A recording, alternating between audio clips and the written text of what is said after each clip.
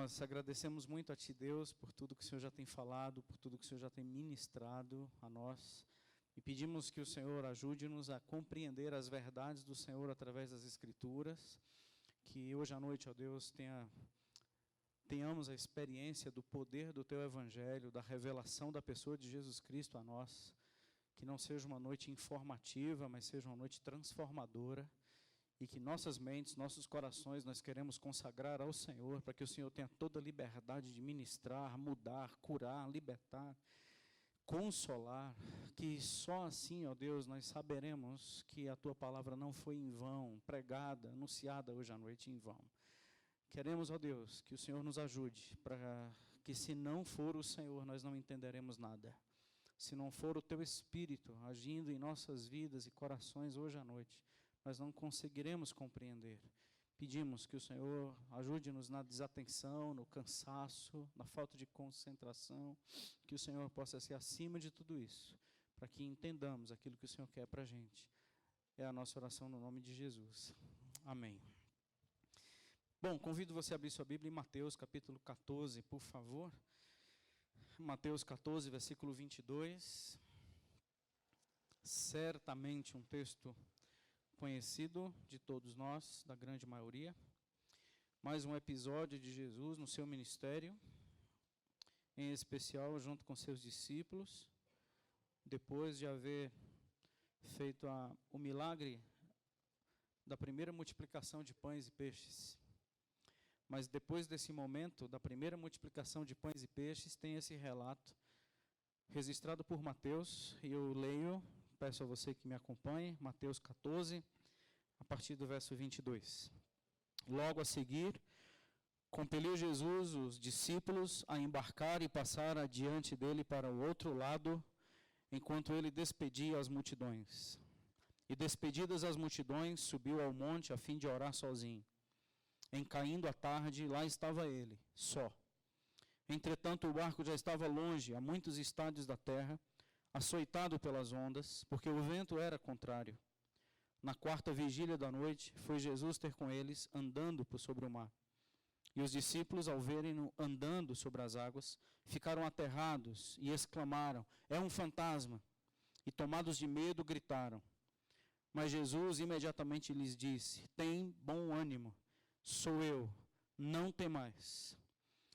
Vamos repetir essas três frases?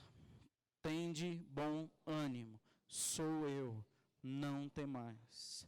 Respondendo-lhe Pedro, disse: se és tu, Senhor, manda-me ir ter contigo por sobre as águas. E ele lhe disse: vem. E Pedro, descendo do barco, andou por sobre as águas e foi ter com Jesus. Reparando, porém, na força do vento, teve medo e, começando a submergir, gritou: salva-me, Senhor. E prontamente Jesus, estendendo a mão, tomou-lhe e disse: homem de pequena fé, por que duvidaste? Subindo ambos para o barco, cessou o vento. E os que estavam no barco o adoraram, dizendo: verdadeiramente és filho de Deus. Que o Senhor nos abençoe, em nome de Jesus. Bom, existem várias formas de abordagens de estudar a palavra do Senhor. Eu não pego o caminho de que a Bíblia ela é um registro histórico. Eu pego o caminho de que a Bíblia é um livro pedagógico. A Bíblia não existe para registrar história, não existe para formar liturgias, um jeito de ser, um jeito de se movimentar. A Bíblia ela tem um objetivo de ensino, e por causa desse ensino vem a transformação. O que eu digo com isso é assim: se por acaso a gente pegar esse texto para ser um texto que a gente vai aprender a andar sobre as águas, nós vamos acreditar que há uma forma, uma fé, uma possibilidade de fé, uma ação do Senhor para nós que nos faz andar sobre as águas. E nós poderíamos ter essa abordagem hoje à noite. Como nós vamos andar sobre as águas? A outra abordagem é: qual é o Jesus que nós cremos? Quem é esse Jesus que nós confiamos plenamente as nossas vidas, os nossos corações e o nosso futuro? O que eu prefiro pegar a abordagem sempre, na minha ótica, na minha visão de ler as Escrituras, é que Jesus Cristo é a chave deste livro. Então não existe nenhum interesse maior nas Escrituras do que revelar o próprio Cristo a nós. Então não é, em primeiro lugar, como a gente anda sobre as águas, mas é sim que Jesus é esse que nós cremos. E é nessa abordagem que eu convido mais uma vez a você pensar comigo, olhando dessa forma, ao conhecer esse Jesus, a saber quem esse homem é, e não por que a gente está submergindo na vida. Como é que a gente encontra um jeito de andar por sobre as águas? E por que é crer em Jesus o centro? Ora, se nós lembrarmos do versículo-chave da Bíblia, que é João 3,16, porque Deus amou o mundo de tal maneira que deu seu Filho, único Filho, para que todo aquele que nele crê. Então a fé é em quem? Nele. Jesus mesmo disse, se vocês crerem em mim, como diz as Escrituras, crê em quem? Nas Escrituras? Não, crer nele. Conforme as Escrituras, do seu interior fluirão rios de água viva. A nossa fé é em quem? A nossa fé é em quê? E temos que ter fé para andar sobre as águas? O que faz andar sobre as águas é fé. Quem acha que é? Quem acha que não é? Quem não tem a menor ideia? Maioria. O que faz andar sobre as águas é a nossa fé. São essas reflexões. Porque se a gente não consegue andar sobre o Lago Paranoá, nós temos problemas. Amém, irmãos? Não, peraí. A gente vai andar sobre as águas ou não vai? Então, se for para andar sobre as águas, a gente anda sobre o Lago Paranoá. A gente anda sobre a barragem do Rio do Descoberto. E nós vamos ter uma exibição de fé e um testemunho de fé e uma manifestação de que nós cremos, porque nós andamos sobre as águas. Sabe o que é que eu acho? A gente está andando sobre as águas todo santo dia. É o que eu acho. Sabe por quê? Porque se não fosse o Senhor, você não aguentaria viver amanhã. Sabe por que você ainda não submergiu hoje? Porque alguém está fazendo com que você ande sobre as águas. Porque se não fosse Ele, nós, eu e você, já teríamos desistido. Nós já teríamos sido tragados. Nós já teríamos morrido se não fosse o Senhor. Então, nós não estamos aqui necessariamente pela nossa fé. Ou nem por causa da nossa fé. Nós estamos aqui por causa desse Jesus que nós temos que conhecer. Amém, irmãos? Porque Ele, além de ser Criador, além de ser o centro de toda a criação, Ele é o sustentador de tudo. Ele é quem dá fôlego, respiração, vida e tudo mais. Porque se não fosse por Ele, nós não nos movíamos e nem existíamos. Então nós não andamos sobre as águas por causa da fé. E vamos entender isso. Quero convidá-lo a pensar comigo nesse texto. E a minha proposta de tema é as implicações da fé em Jesus Cristo. O que implica eu dizer, eu creio em Jesus Cristo? O que implica isso? E tirar alguns ensinos para nós hoje à noite. Caso você seja novo aqui, caso você não tenha muita familiaridade com a fé cristã, peço ao Senhor mesmo que Ele te visite para que você entenda, não em que essa igreja crê, mas quem é o Jesus que, se não crermos nele, nós estamos perdidos. Então, venha comigo, pense comigo em alguns ensinos, algumas implicações para cá. O texto é conhecido, muitos de nós já sabemos. Os discípulos estavam aqui, João, ele dá um registro de quantos estádios eles estão longe da margem. João 6,19 diz que é por volta de 25 estádios, isso dá mais ou menos uns 6 quilômetros, entre 5 e 6 quilômetros. Então a distância de que os discípulos estavam no barco era mais ou menos daqui à Avenida Elmo Cerejo. Esse retão aqui, lá a Avenida Estádio ali. Então seria daqui para lá. Então Jesus estava aqui e os discípulos estavam lá. Então mais ou menos uns 5, 6 quilômetros. Que horas o Senhor despediu os discípulos? Deu para ver aqui? Ele despediu os discípulos antes do cair da tarde, final do versículo 23. Porque no versículo 23 diz, em caindo a tarde, isso, o Senhor já tinha despedido as multidões e mandado os seus discípulos atravessar o mar. Ele estava orando no cair da tarde.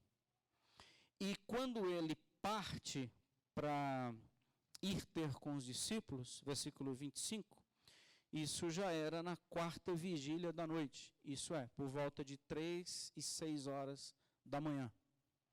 Então, suponhamos que os discípulos, eles partiram por volta de 5 horas da tarde, no máximo, e o Senhor Jesus estava chegando ao encontro deles por volta das 5 horas da manhã. Então, eles estão há 12 horas dentro do mar. E a situação deles não estava muito fácil. Então, o episódio é esse, o cenário é esse. Deixa eu te dizer algumas questões, algumas implicações de crer em Jesus. Primeiro, é que o Senhor, ele impele aqueles que são seus discípulos e não os despede. O Senhor despede as multidões, mas o que o Senhor fez com seus discípulos foi compelir. Compelir é dar movimento, é gerar ação, é obrigar, é mandar. Compelir não é convite. Tipo, queria fazer um convite a vocês para o dia 7 de setembro, lá no nosso dia de confraternização. Isso é um convite. Compelir é você não ter forças para ir e alguém que tem muita autoridade sobre você dizer, eu mando você ir. Ele te deu uma força de movimento pela autoridade que ele possui.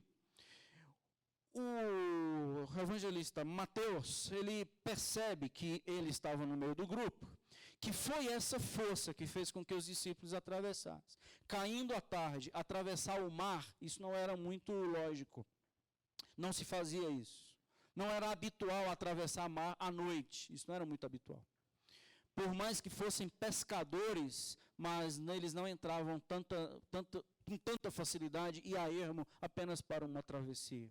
Bom, isso é apenas um detalhe, algo que não nos importa tanto. Mas aqui o Mateus, ele vai dizer, atravessaram porque o Senhor mandou. Quando nós cremos em Jesus, quando nós temos o Senhor como o Senhor das nossas vidas, isso não é necessariamente um convite, atravesse, é uma certeza de que nós estamos sendo direcionados. Crer no Senhor Jesus é ser direcionado por Ele, é ter uma direção clara, é ter um movimento por causa da sua voz. Crer no Senhor Jesus é Ele mandar, atravesse, vem ver o mundo como o mundo é, e a gente vai. Vá, e a gente vai. Crer no Senhor Jesus é entender que a sua voz não é uma voz sugestiva. Quando a gente percebe textos como esse, a gente fica imaginando assim, que muitos de nós podemos estar em movimentos errados na vida, porque não foi Ele que mandou o tal movimento. E esses movimentos podem até ser bons. Um exemplo, casar é bom, mas se for com a motivação errada, se torna um terrível. Ter filhos é bom, mas se for com a motivação errada, vai ser trágico. Fazer o bem é bom, mas com a motivação errada é diabólico. Porque as nossas movimentações boas podem ser exibicionistas. E se for exibicionistas, por mais que seja bom, é maligno. Então nem todo movimento, por mais que seja bom e lindo, é impelido por Jesus. Porque aqueles movimentos que são impelidos por Jesus não visam muita coisa, a não ser assim, vamos enfrentar o mundo. As multidões eu despedi, vocês eu tenho uma coisa para ensiná-los. Não sobre a vida, mas sobre mim. Eu acredito que o objetivo final de toda essa história é o versículo 33, é a adoração a Ele. Para a glória dEle. Ele vai ser adorado no fim. O objetivo maior de tudo isso que aconteceu foi para que os discípulos reconhecessem quem Ele é de fato. O principal ensino desse texto não está em Pedro submergir, não está em andar sobre as águas, não está em ele andar sobre as águas. O maior objetivo de ensino de um texto como esse é se nós sairemos daqui como adoradores dele. Se nós o adoramos.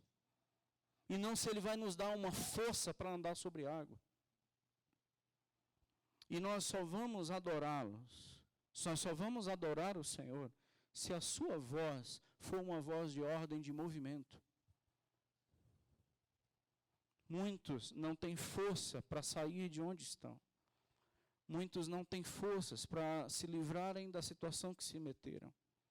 Deixa eu te dar um segredo. Possivelmente, a força que você e eu precisamos está na obediência e não em alguma coisa sobrenatural. Ande na minha voz, obedeça, entra no teu barquinho e enfrente o mar da vida. Para de fugir. Porque eu estou mandando você entrar no teu barquinho, entrar no mar, por causa do que eu estou te falando. Para de fugir, para de se esconder. Para de querer ser o beneficiado do pão e não ser o ousado do mar, por causa da minha voz. Isso é enfrentar a vida. Essa segunda implicação de crer em Jesus é que agora, quando é Ele que gera o movimento, Ele passa a ser o responsável. Meus irmãos, é fantástico a crer em Jesus, porque além dele ter me colocado em movimento, ele passa a ser o responsável pelo movimento que me fez ter. Sabe o que ele está fazendo? Orando. Porque esse Jesus, ele não está impelindo os discípulos para afastar-se deles. Não, o Senhor está colocando em movimento e sendo responsável pelo movimento que gerou. Deu para entender? Então, se o Senhor me mandou pegar um caminho de obediência, Ele é o responsável por esse caminho. E Ele está orando, intercedendo. Apesar de gerar afastamento, Ele não se afastou de nós. Apesar de Ele ter nos colocado a 6 quilômetros de distância, enfrentando ventos contrários, mar revolto, vento absolutamente fortes, a ponto de virar barco, Ele não nos impeliu para gerar afastamento, Ele nos impeliu para um direcionamento. E agora a gente está tendo uma vida direcionada por Ele e totalmente na responsabilidade dEle. Eu acredito assim, que eu não tenho fé, irmãos, em outra coisa que não seja em Jesus Cristo. E eu não acredito que a minha oração resolve alguma coisa. Aperta os cintos aí, porque eu vou te dizer. Há um equívoco quando você diz que muito pode, pela sua eficácia, a súplica de um justo, atribuindo poder ao justo. Não há oração forte. Porque o versículo seguinte de Tiago diz assim: Elias era um homem igual a nós, e orou para que não chovesse, e não choveu. Deixa eu te contar uma história. Você acha mesmo que Elias tinha poder de mandar no céu? E você acha que era Elias que tinha autoridade de dizer, não vai chover? E Deus disse assim, mas eu queria mandar chuva. Ele não vai, porque o Elias está orando. Você acha? Você acha que o Elias, quando orou, disse assim, agora pode chover? E o Senhor procurou no dia lá, e rapaz, hoje não era o dia de chuva, mas já que é o Elias que está orando, para de chover ou manda chover, porque é o Elias que está orando. Você acredita numa maluquice dessa? Porque não há uma pessoa sequer que altere aquilo que o Senhor determinou. Por isso que eu não creio em mim. E por isso que eu já disse aqui algumas vezes, até quinta-feira, se você estiver debaixo da minha cobertura espiritual, você está lascado. Porque eu não tenho como cobrir ninguém espiritualmente. E eu nem vou me colocar nessa presunção maligna. Eu não tenho essa autoridade sobre você. Sabe por quê, meu irmão? Deixa eu te convidar, se você quiser ir comigo para Romanos. Dá para o senhor embasar o que você está falando na Bíblia? Eu espero te ajudar a compreender o que eu estou compreendendo e compartilhando com você hoje. Romanos capítulo 8.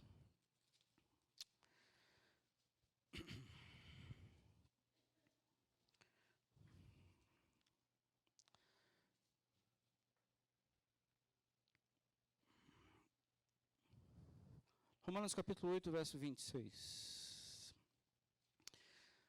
Também o Espírito, semelhantemente nos assiste em nossa fraqueza, Romanos 8, 26, porque não sabemos orar como convém. Mas o Espírito, o mesmo Espírito, intercede por nós, sobremaneira, com gemidos inexprimíveis. Pergunta, quem sabe orar? Quem sabe orar, irmãos? Quem sabe orar como convém melhor? Ninguém. Então é a nossa oração que faz o negócio acontecer? Você acredita que é a nossa oração que faz o negócio acontecer?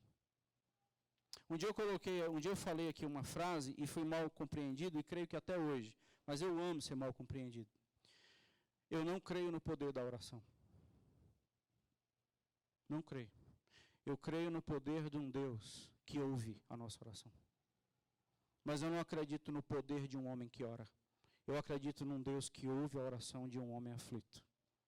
Entendeu a diferença? Porque senão fica fé na fé. E não a fé em alguém. Nós não temos fé para aprender um como. Nós temos a fé para conhecer um alguém. O nosso objetivo não é descobrir uma forma, o nosso objetivo é encontrar a revelação de uma pessoa. Eu acredito em alguém, eu não acredito numa coisa, num jeito, numa liturgia, numa forma, eu não acredito. E eu acredito que é isso que Paulo está fazendo com que os seus leitores entendam. Meus queridos, não há uma pessoa que saiba orar como convém. E quando a Bíblia fala ninguém, é porque não há ninguém mesmo. Então, por que a gente acredita em oração forte? E por que nós acreditamos na Mãe de Santa ou no benzedor gospel? Porque nós honramos homens e não honramos aquele que ouve a oração.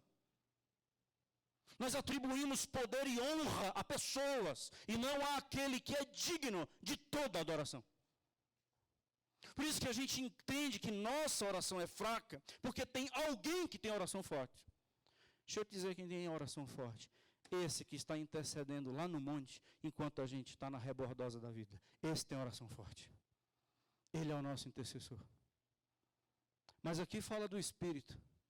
Versículo 26. Continue lendo Romanos. Verso 27.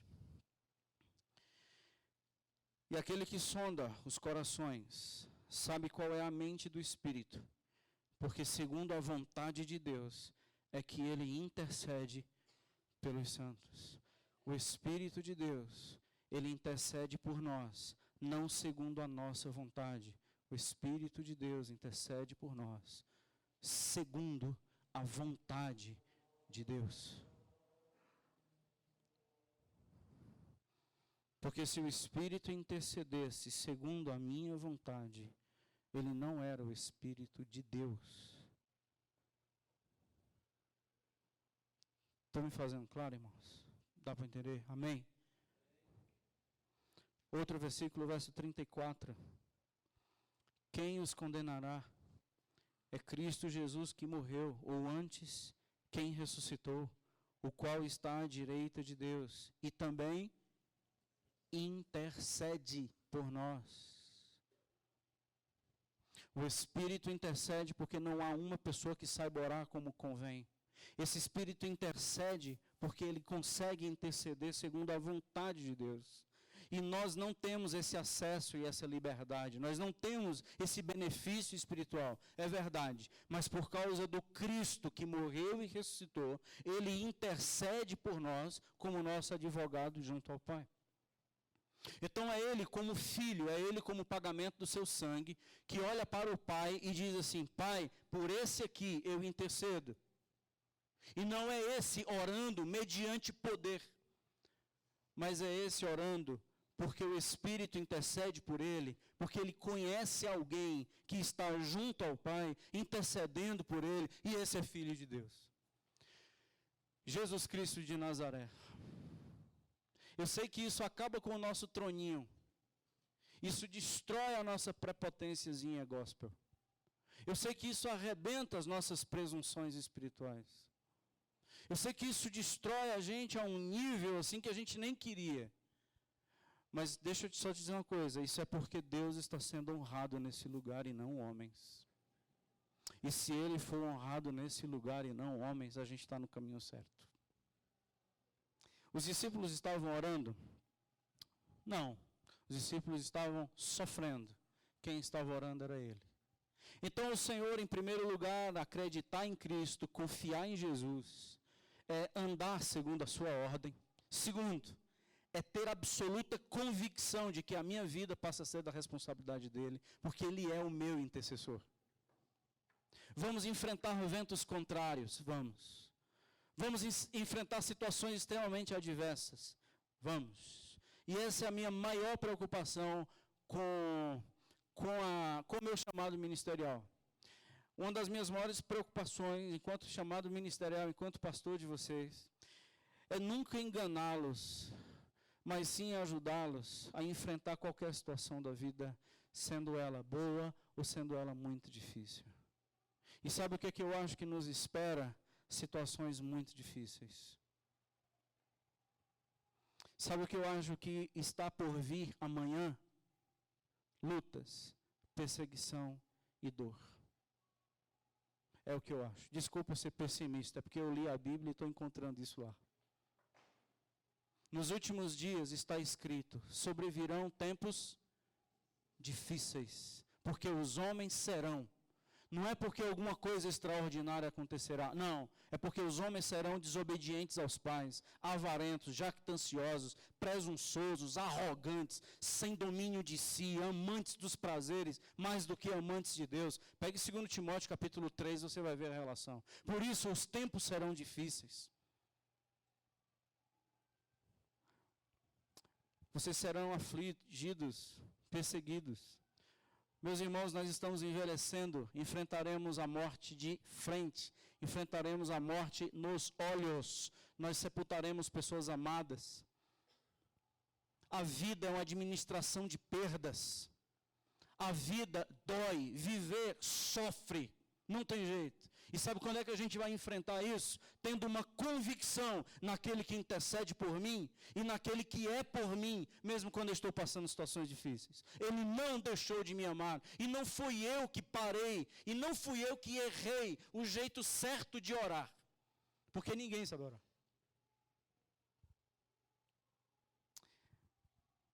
Se você é um projeto de Deus, deixa Deus falar o seu coração aí. Talvez você não esteja nem gostando do que eu estou te dizendo.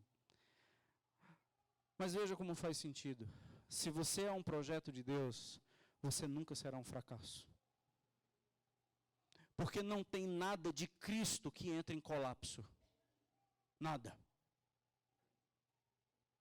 Nem que a cabeça de João Batista esteja num prato. Mas ali não houve fracasso. Mesmo que Tiago tenha sido decapitado na cadeia, ali não houve um fracasso. Mesmo que Estevão foi apedrejado em praça pública, ali não houve um fracasso do projeto de Deus. Porque se nós entendermos que isso é fracasso, nós adoramos a um Jesus fracassado, e tudo que cantamos aqui é balela. Jó capítulo 42, verso 2. Jó, no olho do furacão, enfrentando e administrando todas as perdas possíveis na vida. Jó, ele diz o seguinte, depois que o Senhor fala com ele: agora eu sei que nenhum dos teus planos pode ser frustrado. Os meus podem. Os meus projetos podem ser frustrados, mas os projetos do Senhor para mim, eles nunca poderão sofrer nenhum tipo de frustração. Porque eu sou o teu. E o Senhor é responsável por isso, porque o Senhor é o meu intercessor. Então, seja qual o fim, seja qual o laudo, seja qual a resposta, seja qual a sentença, eu não sou um fracasso, porque eu sou um projeto do meu Senhor. Agora, se algum projeto está fracassado, esse não é de Deus. Se existe algum projeto na sua vida ou na minha vida que eu esteja atribuindo fracasso, acredite, não pode ser de Deus. Aí nós vamos entrar numa loucura para saber que tipo de fé vai fazer com que isso seja revertido. Não há um tipo de fé. Há um Jesus Cristo, vivo e verdadeiro, que intercede por nós e se aproxima da gente na hora das nossas dores. Porque senão você vai atribuir culpa, vai atribuir falta de fé, vai atribuir demônio pelas coisas não estarem dando certo. Só, meu amigo, que a vida não vai dar certo. Só que a maioria das coisas na nossa vida não vai dar certo. Aleluia, irmãos. Glória a Deus. Acho que vocês não estão vibrando com as verdades. O Senhor impele, o Senhor intercede. Por que você crê em Cristo? Porque Ele é o meu Senhor e Ele manda os movimentos da minha vida. Por que você crê em Cristo? Porque Ele é o meu intercessor. E eu posso passar a noite dormindo e Ele está com as suas mãos voltadas sobre mim. Eu posso estar numa UTI gelada e Ele está com as suas mãos sobre mim. Eu estou recebendo laudos terríveis e enfrentando dores agudas e Ele está com a sua boa mão sobre mim. Terceiro, Ele é um Jesus que se aproxima. Eu quero conhecer cada vez mais o Senhor. Então, por favor, olhe textos como esses. E não queira encontrar uma fórmula de andar sobre as águas. Mas queira conhecer quem é esse Jesus. Ele se aproxima porque não existe mar revolto que o impeça a chegar até onde nós estamos.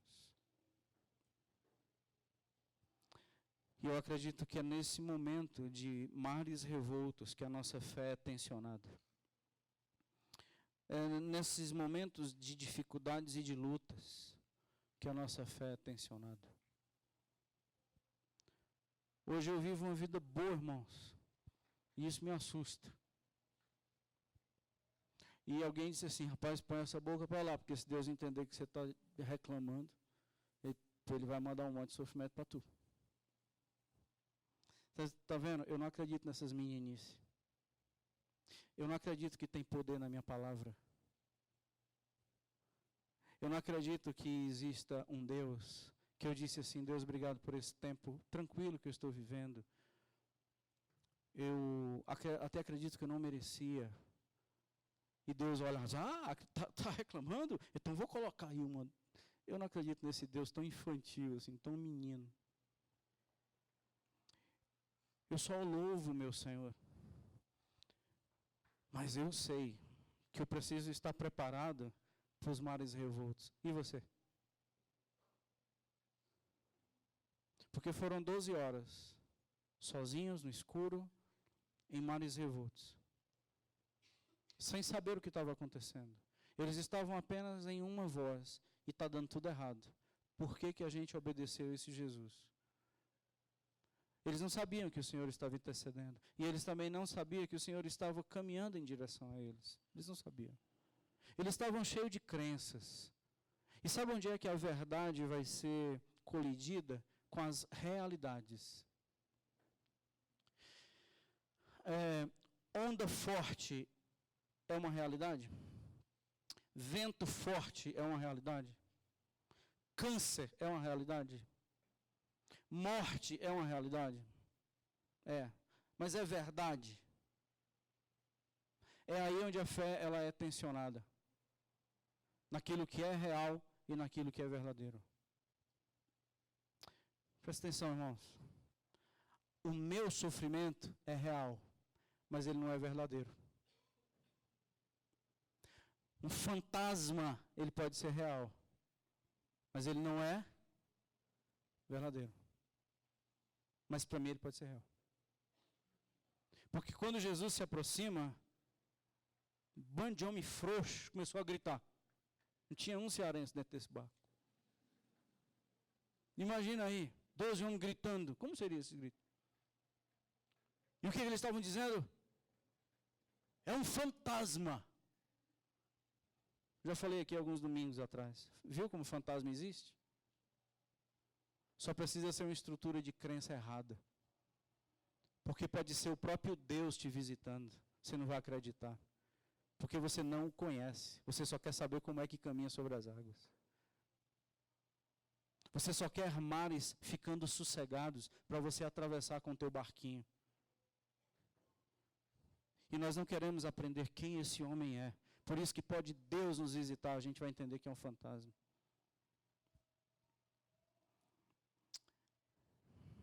Jesus não está dando um jeito para que acreditemos.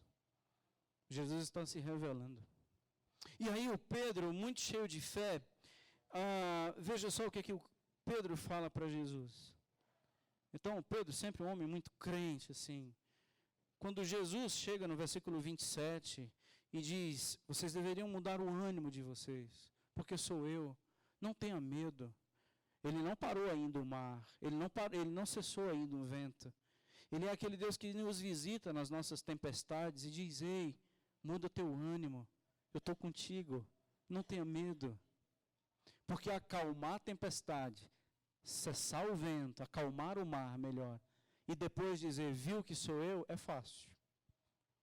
Mas dizer, sou eu, com mares revoltos, aí é só quem o conhece. E o Pedro, cheio de fé, o que é que ele responde? Versículo 28. Se és tu. Pedro estava com fé, irmãos? Estava não, irmãos, porque ele nem sabia quem era Cristo. Ele não disse, agora é o Senhor, estou resolvido. Não, Pedro disse, se é tu. Quem está dizendo que tu é, então Pedro está acreditando em quem? Que é Jesus ou é um fantasma? Um fantasma, irmãos, porque ele disse assim, se é tu mesmo, eu quero andar sobre as águas. O que Jesus disse? Vem. Pedro está andando por fé? Não, porque ele não partiu por fé. Então qualquer um pisa sobre as águas e não precisa de fé, só precisa de uma voz. Por isso que todo dia, quando a gente vai trabalhar, a gente está pisando sobre as águas. Porque eu ouvi uma voz, e uma voz foi emitida do céu, dizendo assim, sustenta ele, porque ele senão vai submergir. Então nós partimos para trabalhar, nós partimos para enfrentar nossas lutas diárias, e não precisamos de fé. E vamos perguntar, se o Senhor estiver comigo, se eu estiver com você, então isso não é fé, isso é dúvida. Se for o Senhor mesmo, isso não é fé, isso é dúvida. E o problema de Pedro é que nós podemos ter muitas dúvidas, só não podemos duvidar. Deixa eu explicar melhor. Quem tem certeza que vai estar vivo amanhã? Certeza, amanhã eu estou vivo. Tanto é que eu já fiz um monte de compromisso, até para pagar a coisa amanhã. Quem tem certeza que está vivo amanhã? Certeza. Viu? Quem tem dúvida? Você entendeu, irmão? Que a gente não tem certeza? Fé é a certeza, fé é a convicção. Porque se eu disser que amanhã eu estou morto, eu amanheço morto. Porque eu não tive fé para amanhecer vivo. Você é um maluco. Então a tua fé é tu em tu, acreditando em tu, que vai dar certo o que tu planejou. Isso é dom da fé. Isso é maluquice. Aliás, isso vira uma arrogância. E não tem Deus na história. Eu tenho dúvida se os meus filhos me sepultarão, ou se eu sepultarei os meus filhos. Tenho dúvida. Para você ter ideia das minhas dúvidas, não há um dia que eu tenha certeza que a minha filha vai chegar em casa, da escola. Não há um dia. Não sei você, mas não há um dia que o meu filho saia para trabalhar e eu tenha certeza que ele vai chegar em casa naquele dia. Não há um dia que o meu coração não fique palpitando até vê-los dentro de casa. Não há um dia.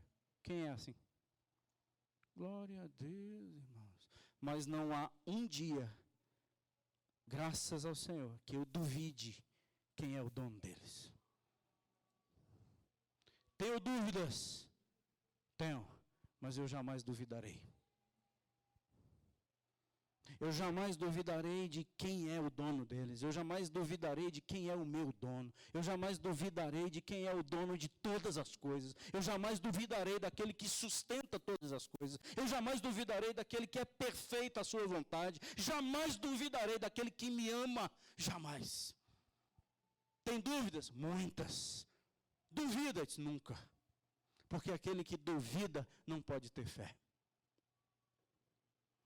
Aí a gente cria uma maluquice. E não foi isso que Tiago falou, Tiago capítulo 1. Aquele que duvida, não acredite, homem, que você vai receber alguma coisa de Deus. Mas não é a maluquice de vai dar certo, vai dar certo, vai dar certo. Isso é maluquice. Fé é, não sei se vai dar certo, não sei se vai dar certo, não sei se vai dar certo, mas eu creio. Que vai dar certo? Não, eu creio naquele que tem a vontade boa, agradável e perfeita. Nele eu acredito.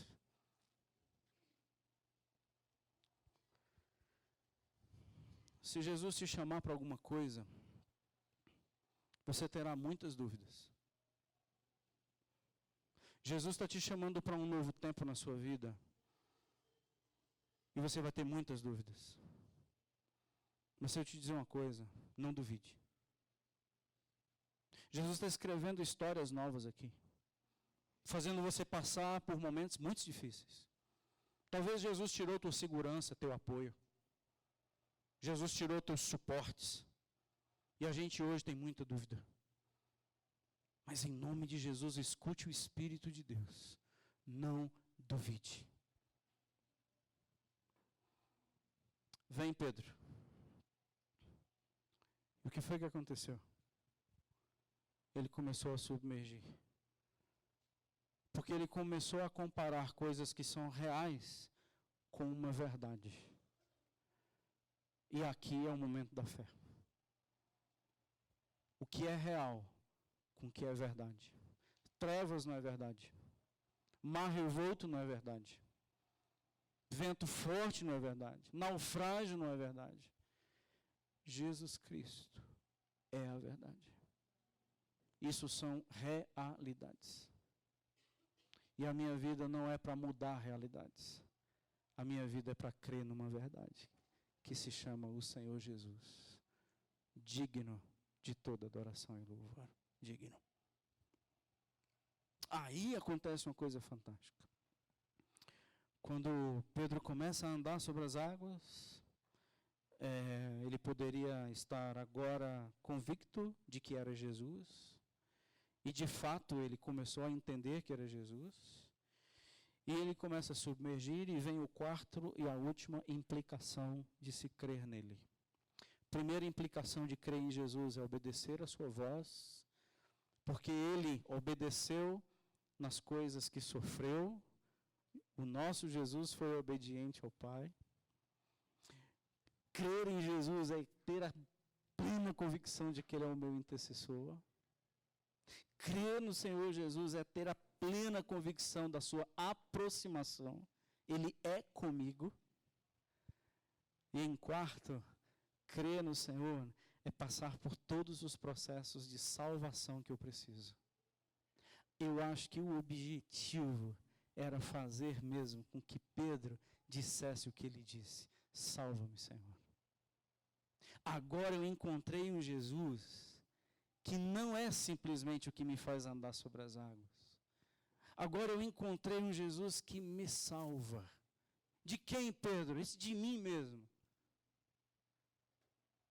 Salva porque eu preciso ser salvo. Lembra da mensagem? Salva-me. É porque eu não posso me salvar sozinho. E salva-me, Senhor. É porque só Tu podes me salvar. Salva-me, Senhor, é uma mensagem de 3 pontos. Preciso ser salvo. Não posso me salvar. Só o Senhor é capaz de fazer isso. Salva-me, Senhor. Qual é a mais importante frase que a gente vai dizer para o Senhor? Quero andar sobre as águas? Se és Tu, ou salva-me, Senhor. Salva-me porque eu fui tragado pela minha prepotência, pela minha arrogância. Salva-me porque eu pensava que eu bancava a vida sozinho. Salva-me porque nas minhas fugas eu estou num mar revolto e estou sendo tragado por eles. Salva-me porque eu pensava que eu bancava. Salva-me da minha depressão, Senhor. Porque eu estou agora tendo convicção de que eu não era tudo do que eu imaginava. Deixa eu te contar um segredo. À luz das Escrituras, todo o processo depressivo tem a raiz no orgulho. Vou falar de novo, porque pode ser que você não tenha gostado. Toda depressão tem uma raiz no orgulho.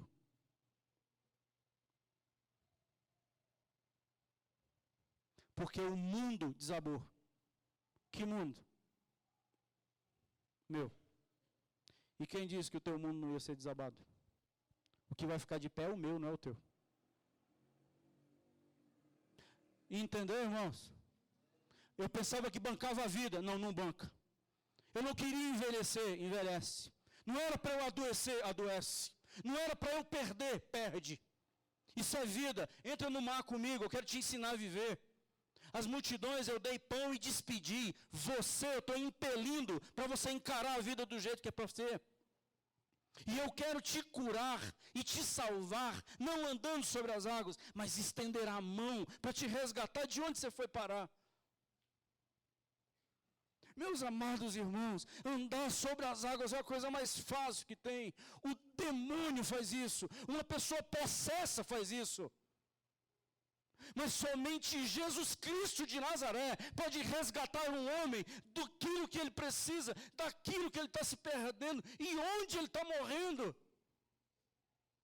Exibicionismos religiosos e exibicionismos de fé têm abandão. Pessoas salvas estão cada vez menos. Porque não clamam, salva-me, Senhor, mas muda a minha história, Senhor. E o caso que o Senhor tem para nos ensinar nesse texto não é mudar as nossas tempestades, é nos salvar delas e nelas. Salvar de mim mesmo, porque eu não estou aguentando mais a minha alma e eu preciso ser salvo por Ti. Muitos crentes doentes, porque imaginam que foram salvos um dia, mas, meus irmãos, o processo de salvação é contínuo. Preciso ser salvo dos meus medos de hoje, eu preciso ser salvo da minha arrogância de hoje, eu preciso ser salvo do meu desvio de ontem. Eu preciso ser salvo de uma confusão mental que hoje assola. Eu preciso ser salvo de decisões erradas que eu tomei e hoje eu sou escravo. Senhor, salva-me. Mais desafiadora batalha que o meu e o seu coração travam é da incredulidade. É ter estruturas de crenças em fantasmas e não acreditar que existe um Jesus Cristo vivo e verdadeiro. Quer ser liberto? Eu disse, quero. Então não é para você andar sobre as águas. É para você reconhecer que você está afundando.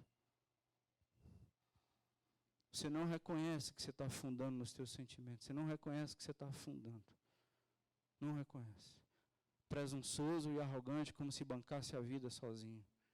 Nem compartilhar com outros você compartilha. Salva-me, Senhor. Se eu fosse Jesus, graças a Deus não sou, eu perguntava, uai, você precisa de ajuda?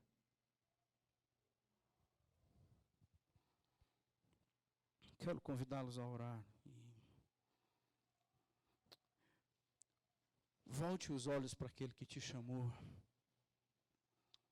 Volte os olhos para aquele que te chamou. Ouça a voz dele, entra no barco. Cheios de dúvidas, mas não duvide. Acredite, ele é o nosso intercessor.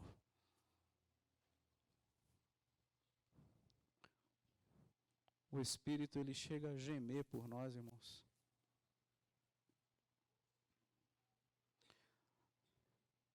Você está pensando e talvez chegou aqui certo de que as ondas eram verdades. Não, não são. São realidades. A noite, as trevas, a depressão, a tristeza, a perda, são realidades. E a minha oração é que a gente descubra a verdade hoje à noite. Movimente-se. Movimente-se. Movimente-se pela obediência e pela fé.